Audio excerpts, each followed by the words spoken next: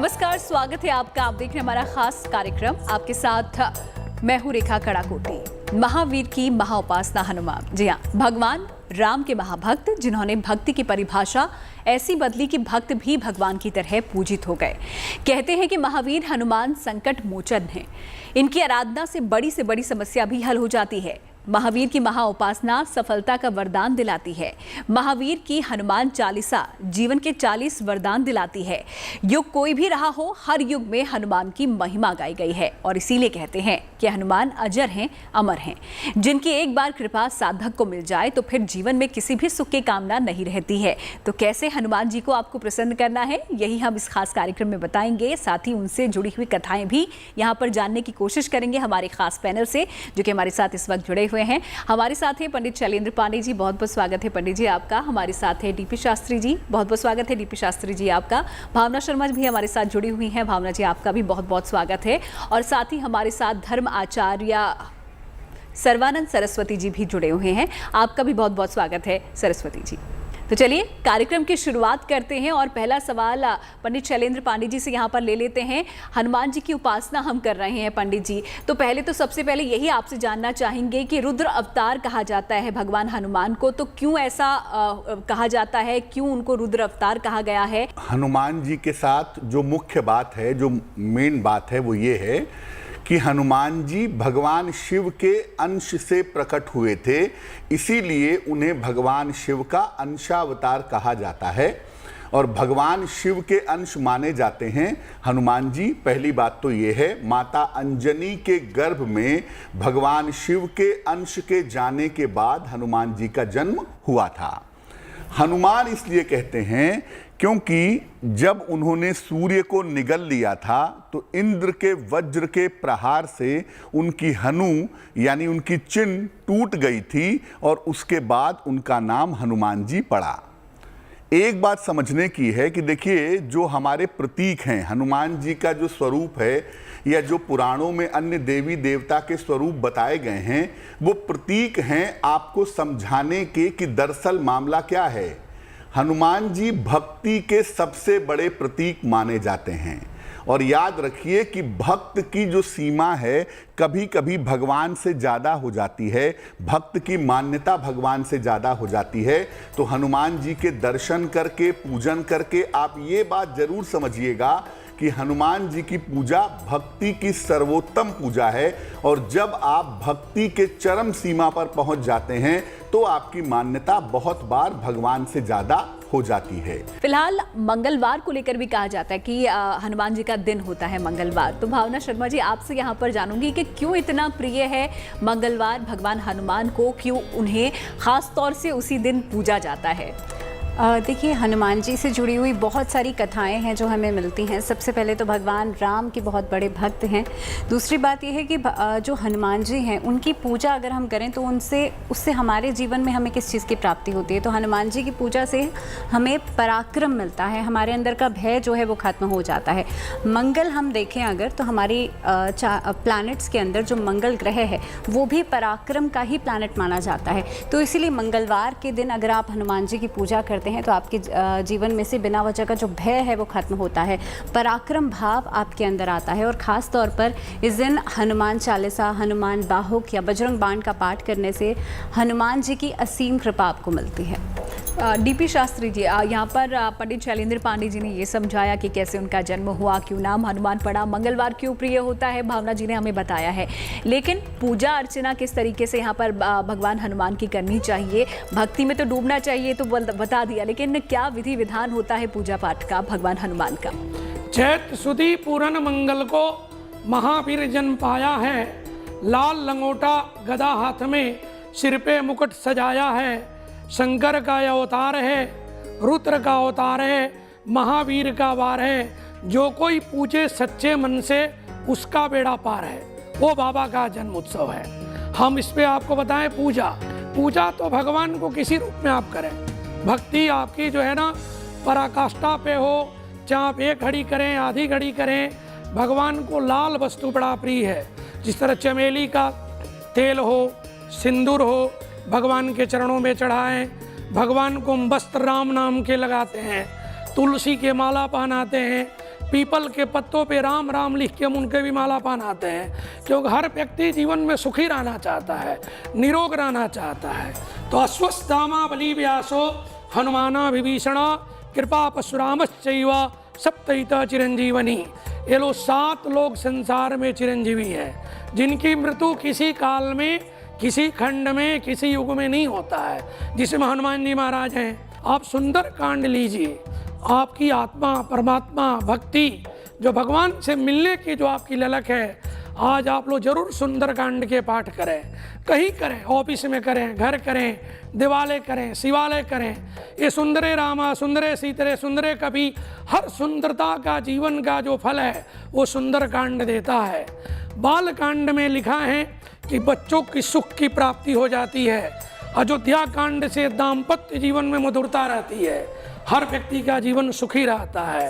अरण्य कांड, किष्किंधा कांड से व्यापार, कर्म क्षेत्र, नौकरी कमाने का साधन, भक्ति मार्ग में प्राप्ति होती है। और सुंदर कांड तो जीवन के हर सुंदरता का प्रतीक है। सन्मानंद जी, संकट मोचन भी कहा जाता है भगवान हनुमान को। क्या संकट मोचन के जो नाम उनको दिया गया है वो क्यों दिया गया है? क्या हर तरीके का संकट जो हमारे जीवन में आता है, अगर हम उपासना करें भगवान हनुमान की, तो क्या वो हर संकट दूर कर लेते हैं, हर लेते हैं? देखिए, हनुमान जी महाराज का संकट मोचन नाम कब से ये रामावतार हुआ, तो उस समय जब राम वनवास काल में थे तो राजा सुग्रीव के ऊपर संकट काल आया तो उन्होंने वो दूर किया। इसके बाद सीता के ऊपर लंका में थी, वहाँ पर संकट ग्रसित थी, तो वहाँ पर भी हनुमान जी ने पहुँच करके सुंदर संदेश वाहक बन करके उनका संकट दूर किया। और इसके बाद जितने भी, ये तो राम अवतार के चरित्र के राम ने कहा है कि हे हनुमान, मैं आपसे कभी ऋण नहीं हो सकता हूँ, मैं केवल आपका ऋणिया ही रह सकता हूँ। प्रभु की भक्ति करते हुए प्रभु ने कहा कि मैं तो सो सब तब प्रताप रघुराई, मैंने तो सब आपकी कृपा से किया। विनम्रता के द्योतक भी हैं। इतने बड़े से बड़े संकट को दूर करने वाले देवता का नाम संकट मोचन है। इसलिए कहते कोने ही जानत है जग में कपि संकट मोचन नाम तिहारो। ये गोस्वामी तुलसीदास ने बाणाष्टक है, हनुमान जी का अष्टक है, हनुमत अष्टक है, उसमें निश्चित लिखा हुआ है। इसलिए हनुमान जी महाराज हर संकट को दूर करने वाले हैं और नित्य आपके पवन पुत्र हैं। वो वायु के समान आपके सामने प्रकट हो जाते हैं। और जैसे वायु, आप जानते हैं, पवन, बादलों से ढका हुआ सूर्य, अपनी रोशनी भी छिप जाती है उसकी, लेकिन जब तेज पवन चलती है तो वो बादल भी छट जाते हैं, सूर्य अपनी स्थिति में आ जाता है। स्तुतियों की हम बात कर रहे थे यहाँ पर। शैलेंद्र पांडे जी, आपसे यहाँ पर स्तुतियों का अगर जिक्र करो तो हनुमान चालीसा सबसे ऊपर आती है। कहते हैं हनुमान चालीसा का पाठ करने से ही भगवान हनुमान को प्रसन्न किया जा सकता है। तो कैसे इसका ये उत्पन्न हुई थी? तुलसीदास जी ने जब इसे लिखा था, किस तरीके से सरल भाषा में इसका आगे इस तरीके से आई कि आज की डेट में हर कोई यहाँ पर हनुमान चालीसा का पाठ करना चाहता है या करता है? देखिए, हनुमान चालीसा जो है वो हिंदू धर्म का, हिंदू परंपरा का एक अविभाज्य अंग है। छोटे छोटे बच्चे बचपन से हनुमान चालीसा पढ़ते हैं और आप सामान्यतः लोगों से पूछिए कि कौन सी पूजा करते हो, तो लोग शायद कोई मंत्र ना बता पाएं, लेकिन लोग ये जरूर कहेंगे कि मैं सुबह शाम हनुमान चालीसा पढ़ लेता हूँ। यानी हनुमान चालीसा पे जो हमारी श्रद्धा है वो बड़ी अटूट है और बचपन से हमारे अंदर हनुमान चालीसा रची बसी हुई है। चालीसा जो है वो 40 पंक्तियों की एक सरल स्तुति है और तुलसीदास जी महाराज ने जो हनुमान चालीसा की रचना की है उसकी 40 पंक्तियां एक एक मंत्र के समान प्रभावशाली हैं। वैसे तो आप हनुमान चालीसा पढ़ के बहुत सारे प्रयोग कर सकते हैं, चाहे कर्ज से मुक्ति हो, चाहे स्वास्थ्य की समस्या हो, चाहे जेल से छुड़ाना हो किसी को, यानी बहुत सारे प्रयोग हनुमान चालीसा से किए जाते हैं पूरा पढ़ने पे। लेकिन इसके अलावा इनकी अलग अलग पंक्तियों का भी प्रयोग किया जाता है और उसे मंत्र की तरह जप करके भी मनोकामनाएं पूरी की जा सकती हैं। तो हनुमान चालीसा देखने में भले ही छोटी हो, लेकिन 40 लाइनें उसकी 40 महामंत्र के बराबर हैं। अपनी आवश्यकता के अनुसार आप लाइनों का, पंक्तियों का भी मंत्रों के समान जप कर सकते हैं या अपनी आवश्यकता के अनुसार हनुमान चालीसा का पाठ कर सकते हैं। एक बात हमेशा याद रखिए कि जब भी आप हनुमान जी की कोई भी स्तुति कर रहे हैं या कोई भी पूजा कर रहे हैं, भगवान राम के बिना हनुमान जी की पूजा संभव नहीं है। तो पहले आप भगवान राम का स्मरण जरूर करेंगे, भगवान राम का ध्यान करेंगे, चाहे तो उनकी स्तुति कर लें, उनके मंत्र पढ़ लें, उसके बाद हनुमान जी की पूजा करेंगे तो पूजा प्रभावशाली होगी, फलीभूत होगी। तो अवसर कोई भी हो, लेकिन पहले आपको भगवान राम का ध्यान करना है, उनका स्मरण करना है 1 मिनट, आधा मिनट। उसके बाद आप हनुमान चालीसा का पाठ करिएगा, चाहे उसकी पंक्तियों का पाठ करिएगा। उससे जो भी आपकी मनोकामनाएं हैं वो निश्चित रूप से पूरी होंगी। तो राम नाम यहाँ पर ज़रूर लेना है। जब आप भगवान हनुमान का पूजन अर्चन कर रहे हैं, उनकी उपासना कर रहे हैं, तो भगवान राम को याद किए बगैर वो उपासना कभी पूर्ण नहीं हो सकती। फिलहाल भगवान राम और हनुमान जी से जुड़ी हुई कई कथाएं हैं, जिसमें भावना जी एक कथा यहाँ पर थोड़ा सा आपसे समझना चाहेंगे, क्योंकि थोड़ी बहुत यहाँ पर मुझे याद है कि भगवान हनुमान को उनकी शक्तियाँ भूलने का श्राप यहाँ पर दिया गया था। किस तरीके से ये हुआ था और कैसे जामवंत के कहने पर वापस से उनकी शक्तियाँ वापस लौटी थी, क्या है ये कथा? क्योंकि हनुमान जी को सूर्य पुत्र भी कहा जाता है और ख़ास तौर पे हनुमान जी जब छोटी अवस्था में थे, उनकी बाल अवस्था में थे, उस समय पर उन्होंने अपनी जो जितनी भी शक्तियाँ थी वो भूल गए थे। उसके बाद एक तरीके से सूर्य पुत्र उन्हें इसीलिए कहा जाता है कि जो सूर्य देव थे उन्होंने उनको ज्ञान दिया था, उन्होंने उनको नॉलेज दी थी और काफ़ी हद तक जो हनुमान जी थे उनको उनकी जितनी भी शक्तियाँ थी वो याद आई। और जिस तरीके से बता रहे थे, शैलेंद्र जी भी बता रहे थे कि हनुमान जी की पूजा जो है, जितनी भी चालीसा जितनी भी स्तुतियां हैं हनुमान जी की, देखिए जब हम हनुमान चालीसा का पाठ करते हैं तो जाहिर सी बात है जब आप हनुमान जी की पूजा करेंगे तो हनुमान जो राम दरबार है उनके सामने बैठ करके पूजा आपको करनी चाहिए। और ख़ास तौर पर जब आप भगवान राम का नाम लेते हैं तो ये याद रखिए कि हनुमान जी उससे पहले प्रसन्न हो जाते हैं। एक छोटी सी चीज़ मैं कहना चाहूँगी कि अक्सर हम हनुमान जी की पूजा जब करते हैं तो हमेशा हम, कई बार लोग क्या करते हैं कि सुबह के समय में पूजा करते हैं। देखिए हनुमान जी भगवान राम के सबसे बड़े भक्त हैं और दिन के समय में हनुमान जी भगवान राम की पूजा में विलीन होते हैं।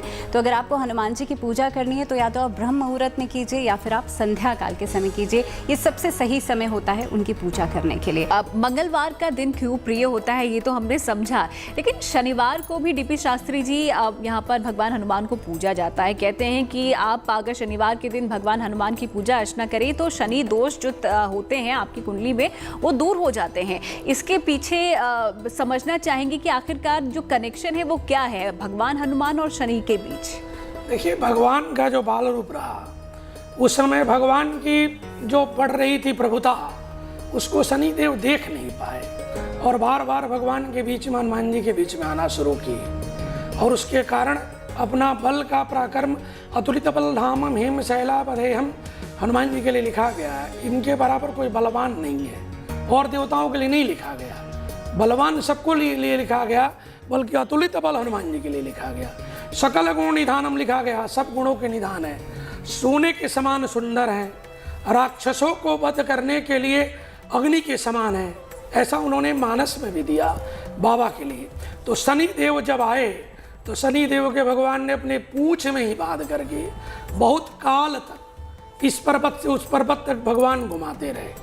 उनके बल के अहंकार हनुमान जी को तोड़ना था। तो जब बल का अहंकार टूट गया शनिदेव का, तो उसके बाद से शनिदेव नतमस्तक होके हनुमान जी से प्रार्थना करने लगे, नासे रोग हरे सब पीरा, जपत निरंतर हनुमत बीरा। जो ये पढ़े हनुमान चालीसा, हो सिद्धि साखी गौरीसा। इस चालीसा का, इस मंत्र का जो साक्षी हैं भगवान माँ गौ भी हैं और माँ पार्वती भी है। जो आप पूजा पाठ करती है।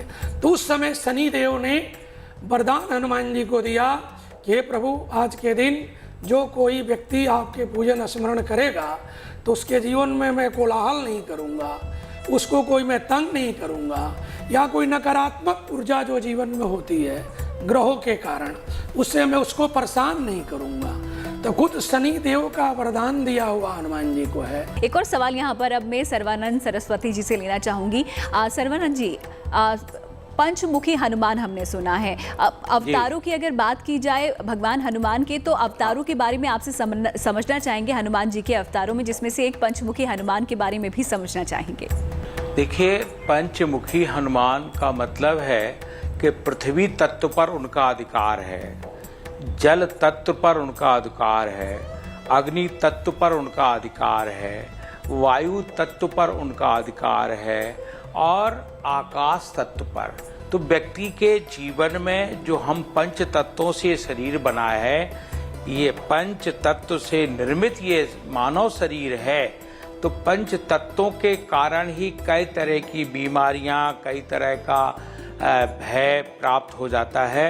तो पंचमुखी हनुमान आपको 5 तत्वों के भय से दूर करते हैं। इतना यहाँ तक आप देखिए, जब राम को पाताल लोक में अहिरावण लेके चला गया, तो वहाँ पर जब बल की बात आई तो हनुमान जी महाराज वहाँ पंच रूप से प्रकट हो गए और राम और लक्ष्मण को कंधे पे उठा करके ऊपर लाए। जहाँ जहाँ जिनके, आप देखिए विभीषण एक लंका में रह करके रावण का भाई, लेकिन जो बात वही जो शास्त्री जी कह रहे हैं, पांडे जी कह रहे हैं, भावना जी कह रहे हैं, और मैं एक ही बात कहता हूँ, हनुमान जी का हर आदमी के अंदर एक वीक पॉइंट होता है। हनुमान जी का सबसे बड़ा वीक पॉइंट है श्री राम जय जय राम। अगर कोई ये मंत्र शुरू करने के बाद, राम की स्तुति करने के बाद, नीलाम्बुजश्याम मलको मलांगम सीता समारोपित वाम भागम पाणौ महासायक चारु चापम नमामि रामम रघुवंशनाथम, ऐसे हनुमान जिन्होंने अपने किसी भी अहंकार को, किसी भी बल के प्रदर्शन को कभी भी अपने ऊपर नहीं लिया, वो हमेशा ईश्वर के ऊपर समर्पित भाव होकर के।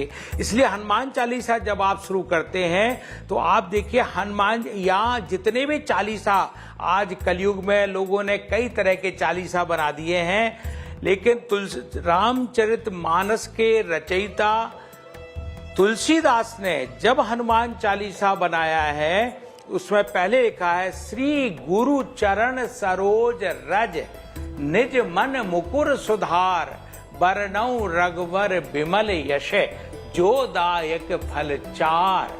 आपको धर्म चाहिए, अर्थ चाहिए, काम चाहिए, मोक्ष चाहिए, चारों पुरुषार्थों को, चारों धर्मों को प्राप्त करने के लिए हनुमान जी महाराज श्री गुरु चरण, जिसने कोई अपना गुरु धारण नहीं किया, हनुमान जी को मान लें। शिवत छाया गुरु, शिव की छाया ही गुरु है, शिव ही गुरु है, तो हनुमान वैसे ही रुद्रावतार है। तो श्री गुरु चरण सरोज रज निज मन मुकुर सुधार, उसके मन में अगर राम सीता बैठे हैं, उनके हृदय में अगर राम का ये डाबर मंत्र है, श्री राम जय जय राम।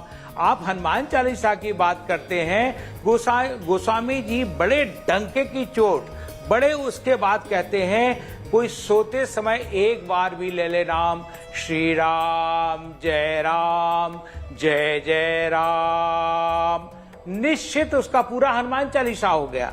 और उसका फिर रात भर उसको कोई दुस्वप्न नहीं आएंगे, स्वप्न दोष नहीं होगा, उसको कितने भय नहीं आएंगे। आप कहीं भी भयभीत हो और ये मंत्र अंदर से बोल लीजिए, आपके अंदर हनुमान की ताकत, शक्ति आ जाएगी। हनुमान बाहु की हम बात कर रहे थे पंडित जी। कई बार हम जब कार्यक्रम करते हैं, आपने हमारे दर्शकों को बताया कि हनुमान बाहु का आप पाठ कीजिए तो आपकी जो सारी समस्याएं हैं वो दूर हो जाएंगी। तो समझना चाहेंगे किस तरीके से ये हमारी सभी संकटों को दूर कर लेता है, हर लेता है। हनुमान बाहुक के भी जो रचयिता हैं वो गोस्वामी तुलसीदास जी महाराज हैं। और ऐसा माना जाता है कि जब कलयुग के प्रकोप से उनके हाथ में भुजा में दर्द हुआ तो उन्होंने दर्द से मुक्ति पाने के लिए, स्वास्थ्य को सुंदर बनाने के लिए हनुमान बाहुक की रचना की थी। हनुमान बाहुक एक ऐसी अद्भुत स्तुति है हनुमान जी की, जिसका अगर आप नियमित रूप से पाठ करें तो शारीरिक स्वास्थ्य की समस्याओं से आपको मुक्ति मिल सकती है। दर्द के मामले में, पेन के मामले में हनुमान बाहुक का पाठ करना बड़ा प्रभावशाली होता है। आप किसी भी मंगलवार से इसकी शुरुआत करके और हनुमान बाहुक नियमित रूप से पढ़ सकते हैं। सिर्फ उसके बारे में एक बात ये समझिए कि जब आप हनुमान बाहुक पढ़ते हैं तो सामने एक पात्र में लोटे में जल भर करके रख लीजिए और प्रेम पूर्वक हनुमान बाहुक पढ़िएगा। फिर बता दूं कि हनुमान बाहुक पढ़ने के पहले भी भगवान राम को याद करेंगे, उनका ध्यान करेंगे, उनकी स्तुति करेंगे। उसके बाद हनुमान बाहुक का पाठ करिए। उसके बाद हनुमान जी से प्रार्थना करिए कि जो शारीरिक स्वास्थ्य की समस्या है या जो दर्द की समस्या से आप गुजर रहे हैं, उस समस्या से आपको मुक्ति मिले। पाठ समाप्त हो जाने के बाद जो सामने जल रख करके आपने पाठ किया है, वो जल मूलतः अभिमंत्रित हो जाएगा। उस जल को हाथ में लेके शरीर के उन स्थानों पर लगाएं जहां पर रोग है, बीमारी है, दर्द है। प्रभावित स्थानों पर इस जल का प्रयोग करें और बाकी बचे हुए जल को प्रसाद की तरह ग्रहण कर लें या पौधे में डाल दें। हनुमान बाहुक का इस विधान से अगर आप पाठ करेंगे तो शारीरिक स्वास्थ्य की जितनी भी तरह की समस्या है वो समस्या दूर होगी। खासतौर से दर्द के मामलों में अगर बहुत ज़्यादा पेन की या दर्द की समस्या है तो हनुमान बाहुक का पाठ करना बहुत अचूक होता है। तो शारीरिक परेशानी अगर किसी भी तरीके की है तो वो भी हनुमान जी हर लेते हैं। हनुमान बाहुक का आपको पाठ करना है, किस तरीके से करना है पंडित जी ने आपको बता दिया है। फिलहाल एक और चीज़ है जो हम देखते हैं, अक्सर चोला चढ़ाया जाता है भावना जी यहाँ पर भगवान हनुमान को। सिंदूर कहते हैं बहुत प्रिय होता है, सिंदूर में तेल मिलाकर ही क्यों यहाँ पर चढ़ाया जाता है, इसके पीछे हम समझना चाहेंगे कि क्या मतलब क्या कहानी है, क्या कथा है। देखिए, जो भी देवी देवता होते हैं उनको कुछ न कुछ प्रिय होता है। जैसे लक्ष्मी जी को हम गुलाब का इत्र चढ़ाते हैं, गुलाब चढ़ाते हैं, इसी तरीके से हनुमान जी को मंगल मूर्ति कहा जाता है। यानी कि जितना भी अमंगल है वो हनुमान जी हर लेते हैं और उसको मंगल कर देते हैं, तो इसीलिए उन्हें मंगल मूर्ति कहा जाता है। हनुमान जी को प्रिय क्या क्या है? सिंदूर का आप चोला चढ़ाएंगे, सिंदूर में चमेली का तेल मिला करके आप हनुमान जी को चढ़ा सकते हैं। आपकी जो भी मनोकामना है वो बहुत जल्द पूरी होती है। इसके अलावा एक और छोटी सी चीज़ कि जब भी आप चोला चढ़ाएंगे तो इस चीज़ का ध्यान रखेंगे कि हमेशा पुरुष चोला चढ़ाते हैं, महिलाएँ चोला नहीं चढ़ाती हैं। और आपको ये भी पता होगा कि हनुमान जी की पूजा के अंदर जितनी सरल उनकी पूजा है उतनी ही सावधानियां भी उसमें हैं।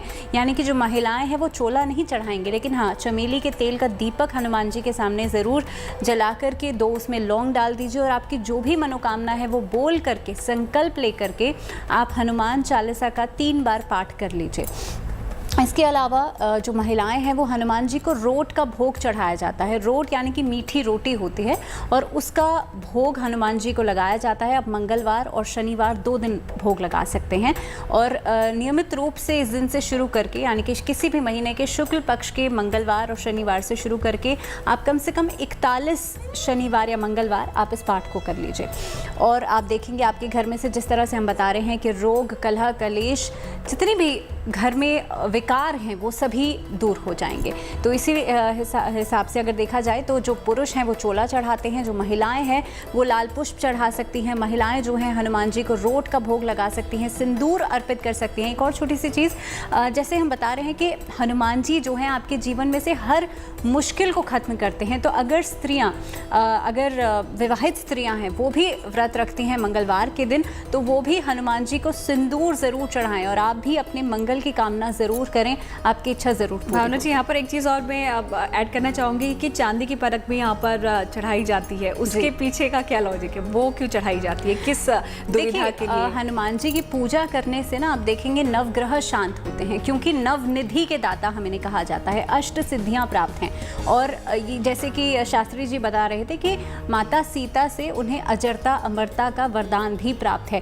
तो आप देखेंगे जितनी भी चीज़ें बताई जाती हैं कि आप चाहे तो चमेली का तेल हो, चाहे लाल सिंदूर हो, चाहे वर्क हो चांदी का, ये सभी चीज़ें चढ़ाने से आपके जो नवग्रह हैं वो शांत होते हैं, यानी कि नवग्रह से जुड़ी हुई जितनी भी समस्याएं हैं वो खत्म होती हैं। आप मंगलवार और शनिवार 2 दिन पूजा की जाती है, और शनिवार के दिन पूजा करने से जैसे कि आपको बता ही दिया है कि जो शनि ग्रह है वो भी आपका शांत होता है। चलिए, वैसे कार्यक्रम में आगे बढ़ेंगे उससे पहले एक बात बता दें कि तुलसीदास जी की यहाँ पर हम बात कर रहे हैं कि रामचरितमानस उन्होंने लिखी थी, लेकिन हनुमान जी ने दरअसल पहली यहाँ पर रामचरितमानस लिखी थी एक पत्ते पे, जो कि डीपी शास्त्री जी शायद भूख लगने की वजह से खा ली थी। भगवान राम ने उनको कुछ कहा था, इसके पीछे की कथा थोड़ा सा आपसे समझना चाहेंगे। देखिए, कुछ इसमें भौतिक बातें हैं। हाँ। उन्होंने जो लिखा वो संस्कृत में लिखा था, और संस्कृत में लिखने के कारण वो सूर्यास्त के बाद वो शांत हो जाता था, लुप्त हो जाता था, खाया कोई नहीं उस चीज़ को।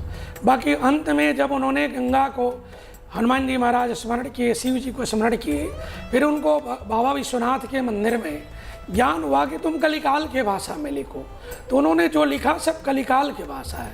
आप पढ़िए कोई भी चीज़, ना हिंदी है ना संस्कृत है, अवध का भाषा है, उसमें साउथ का भी भाषा है, उसमें नेहरूआ, ठहरूआ, पहरुआ, ऐसा ऐसा शब्द मिलता है। गोस्वामी जी ने बहुत कुछ लिखा।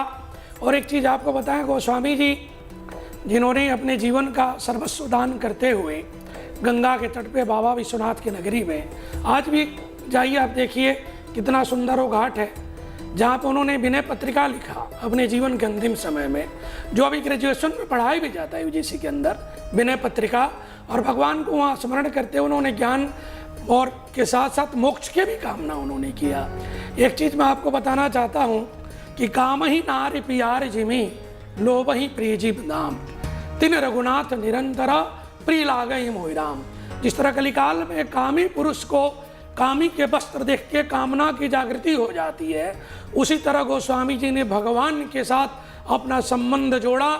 उसी तरह आप हमारा जो संबंध बना दीजिए कि राम नाम से रमनता योगी जना हृदय इति रामा, मैं सदैव जुड़ा रहूं, और उनको आशीर्वाद भी मिला। जी सर्बानंद जी, एक चीज़ आपसे यहाँ पर समझना चाहूँगी, क्योंकि त्रेता युग में हमें भगवान हनुमान दिखते हैं, लेकिन द्वापर युग में भी वो नज़र आते हैं रथ के ऊपर अर्जुन के, तो ये चीज़ समझना चाहूँगी, ध्वजा में हनुमान वहाँ पर हमें द्वापर युग में क्यों दिखे? देखिए, मैंने कहा ना, हनुमान जी महाराज विजय के देवता हैं और वायु के देवता हैं, वायु पवन पुत्र उनका नाम है। तो ध्वजा पर रहने के कारण है कि हम जो ध्वजा जानते हैं, ध्वजा एक डंडे के साथ ऊपर चढ़ती है, तो राम नामी रूपी डंडा, उसके ऊपर ध्वजा, हनुमान रूपी ध्वजा जिस रथ पर होगी, जिस घर पर होगी, तो राहु केतु का तो ग्रह का तो कभी प्रकोप होगा ही नहीं, यहाँ तक कि उसकी विजयी होगी।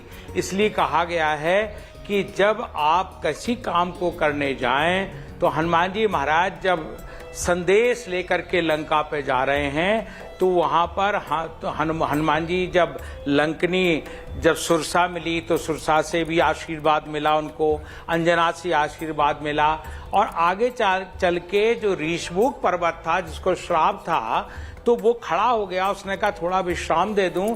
तो हनुमान जी ऐसे अभय के देवता हैं, ऐसे विजय के देवता हैं, उन्होंने बड़ा एक फर्मली एंड टैक्टफुली, साइकोलॉजिकली इतना अच्छा उत्तर दिया, हनुमान तेई परसा कर पुन कीन प्रणाम, राम काज कीने बिनु मोए कहाँ विश्राम। मेरा जो गोल है, मेरा जो टारगेट है, मेरा जो फोकस है, उसको जब तक प्राप्त नहीं कर लूंगा तब तक मैं विश्राम नहीं करूंगा। इसलिए ध्वजा का मतलब है कि आप विजय, आपने जहां जहां पर भी ध्वजा है हनुमान जी की, वहां वहां विजय श्री हुई है। आप महाभारत में लीजिए, अर्जुन के रथ पर थी, और कलिका, आप द्वापर की बात कर रहे हैं, अरे द्वारका में जाकर के वहां पर रोकड़िया हनुमान जी, जब वहां से आए तो भगवान वैभव के, केवल हनुमान दुख को दूर करने वाले नहीं हैं, बुद्धि को देते हैं, वैभव को देते हैं। आज लोग जिस बात की बात करते हैं कि श्री विद्या के प्रथम आचार्य है लक्ष्मण, दूसरे आचार्य हैं हनुमान, और तीसरा आचार्य है रावण, तो तो इसलिए तीनों का आप देखिए समन्वय होता है। वहां लक्ष्मण एक पूर्व आमनाय खींच देते हैं जंगल में सीता के सामने कि इसको मत लांघना मत, आप इसको लांघोगी तो ठीक नहीं है, मैं अभी जाता हूं भैया कि आपकी आज्ञा का पालन करता हूं। तो उसी तरह से रावण जानता था कि ये पूर्व आमनाय है, श्रीयंत्र का पूर्व आमनाय है, उसको नहीं लागते। तो वहां पर आप देखिए वो एकदम जब लांघा तो गई, तो कौन पूर्व आमनाय के लांघने के बाद श्री विद्या के 30 जो दूसरे आचार्य हैं हनुमान प्रकट हो जाते हैं और हनुमान जी महाराज अशोक वाटिका में शोक रहित सीता का शोक दूर कर देते हैं। इसलिए उनकी विजय पताका, उनकी यश पताका, ध्वज पताका हनुमान केवल बच्चों के ही देवता नहीं है, हम सबके हैं। कोई भी जीवन में हनुमान जी महाराज का स्मरण करता है तो वो राम का स्मरण करता है। और निश्चित है जब राम आपके साथ हैं तो वैभव आपके साथ है, धन आपके साथ है, आपकी कीर्ति आपके साथ है, उन्नति आपके साथ है, प्रॉस्पेरिटी आपके साथ है। तो मेरे इस चैनल पर बहुत अच्छा आपने प्रश्न किया, आप बुद्धिजीवी हैं, इसलिए भगवान की ध्वज पताका द्वारका में भी और द्वापर में भी हनुमान जी महाराज की पूजा हुई है। देश विदेश के कोने कोने में हनुमान जी को पूजा जाता है, सिर्फ भारत ही नहीं, जैसा कि सर्वानंद सरस्वती जी ने पूछा, दूर दूर तक दुनिया में अलग अलग कोनों में हनुमान जी की पूजा अर्चना यहाँ पर की जाती है। पंडित शैलेंद्र पांडे जी, जब पूजा अर्चना का हम जिक्र यहाँ पर कर ही रहे हैं तो बजरंग बाण का पाठ करने के लिए भी कहा जाता है, तो किस स्थिति में यहाँ पर बजरंग बाण का पाठ किया जाता है, कैसे इसको हमें करना चाहिए भगवान हनुमान को प्रसन्न करने के लिए? बजरंग बाण एक बहुत अलग तरह की और बहुत विशिष्ट स्तुति है हनुमान जी की। सामान्य स्थितियों में बजरंग बाण नहीं पढ़ना चाहिए। बजरंग बाण के बारे में आप ये समझिए कि उसमें हनुमान जी के सामने अपनी दुर्बलता व्यक्त की गई है और हनुमान जी को बाध्य किया गया है कि मेरे पास और कोई ऑप्शन नहीं है, कोई रास्ता नहीं है, आपको मैं बाध्य करता हूं कि आप मेरी सहायता करिए। सामान्यतः आप ऐसा दबाव नहीं डाल सकते अपने भगवान पर, लेकिन इसकी भी एक महिमा है, इसकी भी एक ज़रूरत है। कभी कभी ज़िंदगी में ज़िंदगी मौत का प्रश्न पैदा हो जाता है या ज़िंदगी बहुत मुश्किल रास्ते पे पहुंच जाती है जहां पर कोई रास्ता दिखाई नहीं देता है। ऐसी स्थिति में जब जीवन मरण का प्रश्न पैदा हो जाए और सारे रास्ते बंद हो जाएं, तब बजरंग बाण का पाठ करना विशेष लाभकारी होता है। सामान्य स्थितियों में बजरंग बाण का पाठ मत करिएगा, और जब भी बजरंग बाण का पाठ करिएगा किसी योग्य गुरु से, किसी आचार्य से निर्देशन लेकर के तभी बजरंग बाण का पाठ करना शुभ होगा। बिल्कुल, और कार्यक्रम के आखिरी पड़ाव पर हम यहाँ पहुँच चुके हैं। एक आखिरी सवाल भावना जी आपसे यहाँ पर लेना चाहूँगी, क्योंकि सीना चीरते हुए हमने कई सारी तस्वीरें देखी हैं। सीने चीर के यहाँ पर हनुमान जी ने क्यों दिखाया था? क्योंकि हम ये तो जानते हैं मोटा मोटा कि दिल में राम बसते हैं, तन मन में राम बसते हैं भगवान हनुमान के, लेकिन इसके पीछे की कथा क्या है? देखिए, जब भरी सभा में कहा, ऐसा हमने देखा था कि जो कथा हमें मिलती है कि पूरी सभा में हनुमान जी ने अपना सीना चीरा था और उसके अंदर से जो रक्त बहा था और अंदर भगवान राम जो थे वो दिखाई दिए थे। लेकिन अगर हम ये देख रहे हैं कि जो हनुमान जी हैं वो भगवान राम के सबसे बड़े भक्त हैं, अब आप इसको किस तरीके से दिखाएंगे?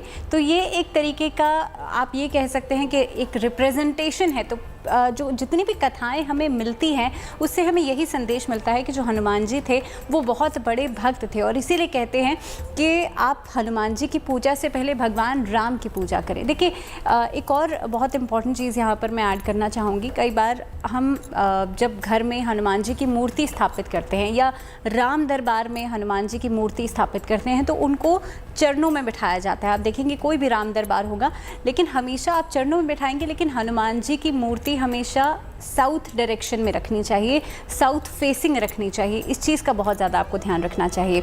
और जैसे कि बार बार हम आपको बता ही रहे हैं कि क्योंकि हनुमान जी की पूजा जितनी ज़्यादा फलदायक है, भगवान राम की पूजा अगर आप कर लेते हैं उससे पहले, तो हनुमान जी जो हैं वो उतनी ही ज़्यादा जल्दी आपसे प्रसन्न होंगे। बिल्कुल। तो भगवान हनुमान को प्रसन्न करने के लिए राम को प्रसन्न करना आपके लिए बहुत ज़रूरी हो जाता है, और किस तरीके से आप अपने घर में भी राम दरबार लगाकर भगवान हनुमान को पूज सकते हैं, उनको प्रसन्न कर सकते हैं, भावना जी ने आपको बताया है। तो भगवान हनुमान को प्रसन्न करने के कई ढेरों उपाय और उनके पीछे जो जुड़ी हुई कथाएँ हैं वो अपने इस खास कार्यक्रम में आज हमने जानने की कोशिश की, और उसके लिए हमारे खास मेहमान यहाँ पर जुड़े हुए थे। हमारे साथ भावना शर्मा जी जुड़ी हुई थी, आपका बहुत बहुत शुक्रिया भावना शर्मा जी। और हमारे साथ पंडित शैलेंद्र पांडे जी जुड़े हुए थे, उनका भी बहुत बहुत शुक्रिया। डीपी शास्त्री जी हमारे साथ जुड़े हुए थे, उनका भी बहुत बहुत शुक्रिया। और सर्वानंद सरस्वती जी का भी बहुत बहुत शुक्रिया इस खास कार्यक्रम में हमारे साथ जुड़ने के लिए, और भगवान हनुमान के बारे में जो अनेकों कथाएं प्रचलित हैं उनके बारे में हमारे दर्शकों को बताने के लिए आप सभी का बहुत बहुत शुक्रिया। इसी के साथ इस खास कार्यक्रम में इतना ही, हमें दीजिए इजाजत, लेकिन अच्छी खबरों के लिए आप देखते रहिए गुड न्यूज टुडे।